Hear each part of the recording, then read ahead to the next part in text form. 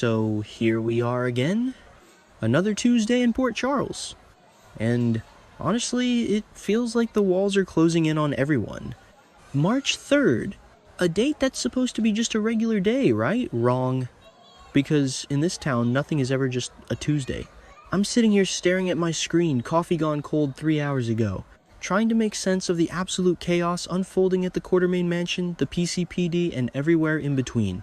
And let me tell you, it is a mess. A glorious, frustrating, heart-pounding mess. Let's start with the Quartermains.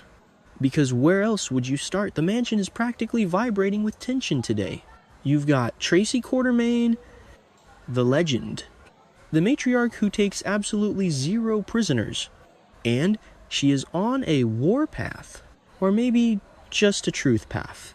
She's sitting there with Brook Lynn, and the vibe, it's icy. Tracy isn't buying what Brook Lynn is selling, not for a second. The spoilers tell us Tracy looks her granddaughter dead in the eye and asks, "Do you know that for a fact? Or is it what you want to believe?" Ouch. That is classic Tracy, cutting right through the noise. And you have to wonder what they are talking about. It's got to be about Chase, right? Or maybe the whole Willow disaster. Brook Lynn looks shocked, like genuinely taken aback that her own grandmother would question her reality. But that's the thing about Tracy. She doesn't care about your feelings. She cares about the facts. And right now, the facts at the Q Mansion are murky at best. So Brook Lynn is there probably trying to defend her husband or her choices, and Tracy is just picking it apart. Layer by layer, it's controversial. It has to be. You don't get that look on Tracy's face over a disagreement about dinner plans. This is deep. This is about the fundamental truths Brook Lynn is clinging to. And Tracy, she smells delusion. She smells a rat, and she's not going to let it slide. But wait, it gets more awkward. Because just a few feet away, probably in that massive echoing foyer that has seen more drama than a Shakespeare festival, Harrison Chase is trying to put out a fire. He's cornered Ned Quartermain. Poor Ned. The guy just wants his family to function, and instead he's got his son-in-law looking him in the eye, practically begging. Chase is apologizing, deeply regretting. He says he'll fix it immediately. But come on. Let's be real for a second. Can he? Can he really fix this? We all know what this is about. It's about the lengths Chase went to. The over and above the Call of Duty stuff. The maneuvers that made Michael Corinthos look like the guilty party and painted Willow Kane as the saint. And now that the dust is settling, or maybe just swirling faster, Chase realizes he messed up. Badly.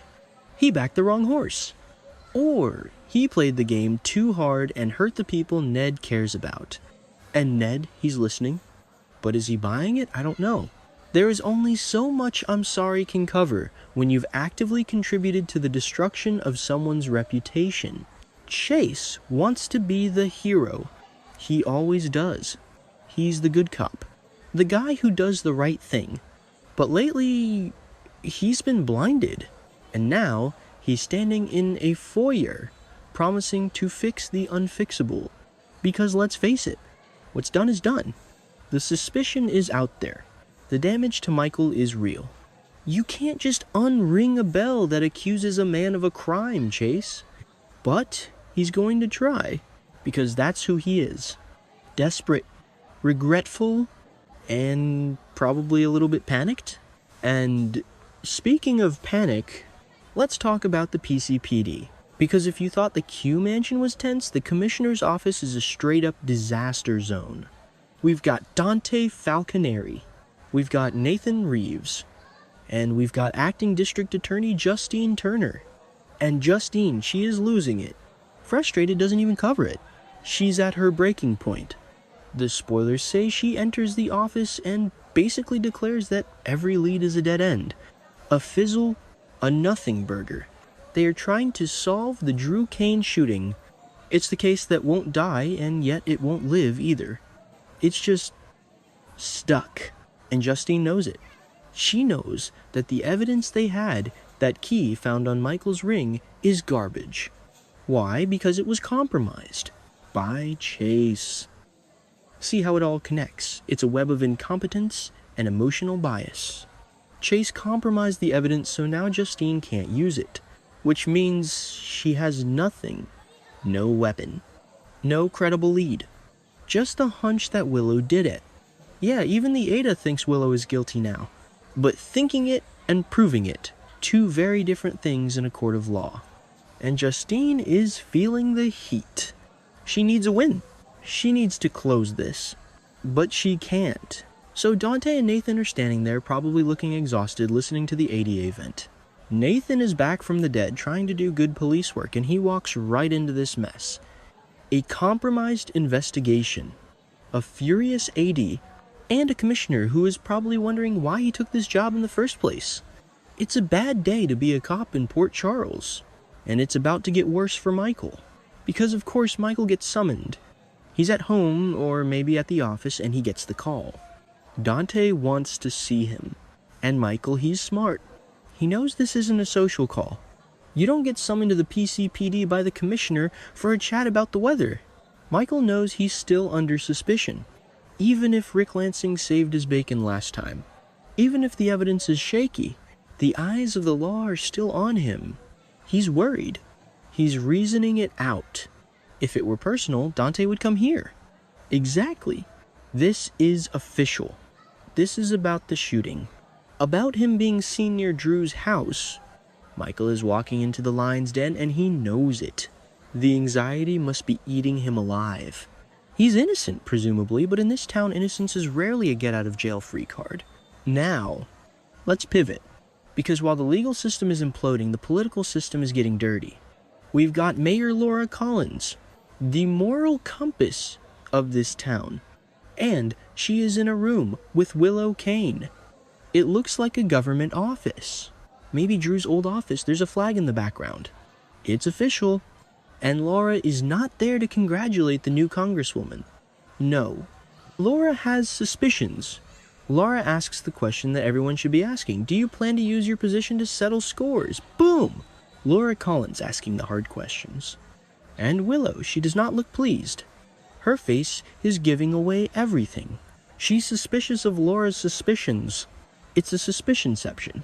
Willow is wondering, does she know, is she tricking me? Because, let's be honest, Willow is settling scores. That's her whole game right now. She's the angel of death in a pantsuit. But Laura senses it. She senses that Willow isn't there to serve the people. She's there to serve Willow. And maybe to stick it to Michael. The tension in that room must be thick enough to cut with a knife. Laura isn't easily fooled. She's dealt with Cassadines. She's dealt with Cyrus Renault. She can spot a schemer a mile away. And right now she's looking right at one. And then we have the heartbreak. The Ashford family, Trina Robinson. She just had this beautiful moment with Portia. Reconciliation. The baby kicking. Hope. Light. And then reality crashes in. She's approached by Curtis and Portia together. And they look serious? Like someone died serious. Trina asks, what's going on? And you can feel her fear. Why are her parents who are separated and divorcing standing together looking grim? It's not the baby. Portia got a clean bill of health. So what is it? Is it a threat? Is it something about the past? Is it Taggart? The look on Curtis's face says it all. There is something very, very wrong. And Trina, poor Trina, is about to get hit with another wave of drama just when she thought the waters were calming. Finally, we have to talk about Christina. Christina Corinthos Davis. She is furious. She's talking to Sonny. And she is asking, in what world is that fair? And she's right. It's not fair. She's talking about the Congress seat. The seat that Laura gave to Willow. The seat that should have gone to Alexis. Her mother. Alexis, who has worked her butt off. Alexis, who actually knows the law. And instead it goes to Willow. Christina is seeing red. And she's venting to Sonny. And Sonny, he's in a tough spot. He knows she's right. He suspects Jen Sidwell is behind it. He knows the game is rigged, but what can he do? He's watching his daughter unravel over the injustice of it all. Laura tried to explain it to Alexis, but nobody is buying it. It stinks of corruption. It stinks of Sidwell, and Christina is the only one screaming about it. She's the voice of the audience right now, screaming at the unfairness. So there you have it. A Tuesday in Port Charles. Everyone is suspicious. Everyone is angry. Everyone is trying to fix things they broke or hide things they stole. Tracy doubts Brook Lynn. Chase regrets his zeal. Justine hits a wall. Michael fears the worst. Laura questions Willow. Curtis scares Trina. And Christina rages at the machine. It's messy. It's human. And it's far from over. I need another coffee. Maybe two. Because if this is just Tuesday, I am terrified of what Wednesday is going to bring.